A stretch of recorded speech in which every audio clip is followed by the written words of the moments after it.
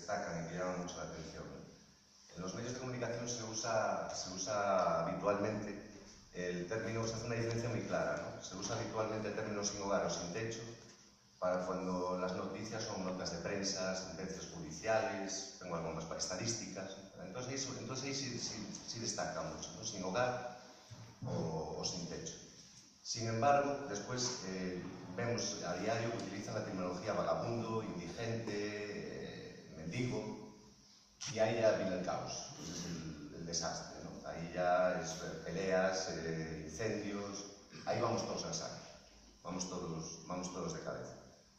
Eso destaca muchísimo, ¿no? La diferencia que hacen de cuando usan bien los términos a la diferencia que hacen cuando los usan mal. Cuando los usan mal porque están criminalizando a todos, ¿no? Nos están llamando a todos borrachos, nos están llamando a todos locos, nos están llamando a todos asesinos, a todos, o sea, nos meten a todos en el mismo saco. Y llama mucho la atención porque no pasa con el resto, o yo tengo la percepción de que no pasa con el resto de los colectivos, ¿no? Un conductor va borracho y mata a una persona y no se criminaliza a todos los conductores. No dicen, no, es que toda la gente que tiene carne anda matando gente por ahí borracha. Una cosa me llamó mucho la atención, y es que cuando hay las típicas peleas de ultras en el fútbol y tal, ¿no? Los medios de comunicación acotan muchísimo la información. Dicen, no, es que es un grupo reducido de radicales de un equipo determinado. Y sin embargo, cuando hay una noticia que tiene que ver con los sin hogar, vamos todos. Todos los indigentes que son un desastre, que son unos mendigos, es que molestan, es que... Me llamó mucho la atención eso. Me llamó mucho la atención también que molestamos en el centro de las ciudades, hay que sacarnos fuera. Porque por ahí pasan los turistas, ¿no? ¿Qué hace esta gente en los jardines, en los bancos? ¿Qué hacen? ¿No? Parece que hay que sacarnos del centro de las ciudades, ¿no? Que hay que apartarnos, llevarnos al monte.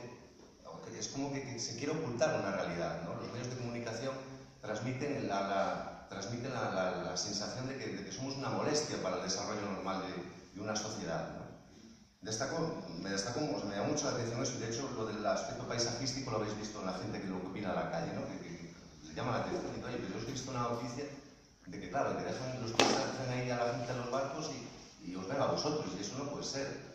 Tienen que ver las galerías de la Marina y tienen que ver todo bonito, que hacen vosotros por medio, ¿no? Eso me llamó mucho la atención.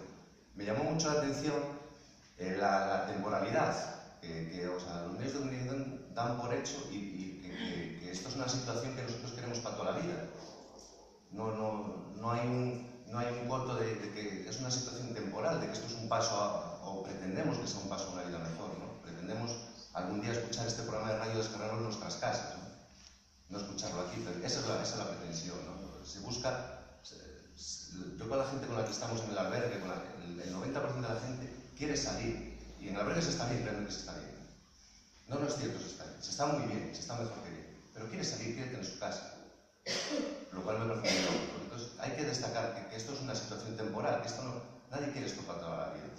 Habrá gente derrotada, por supuesto que hay gente derrotada, seguro que la hay, pero también la hay en una oficina, y también la hay en una empresa. Hay gente derrotada, hay gente que no quiere seguir estudiando, que no se quiere seguir formando y que no quiere ascender. Es gente derrotada. Pues aquí también la hay, efectivamente, también la hay, pero no somos la mayoría. No somos la mayoría. El criminalizar, ¿no? El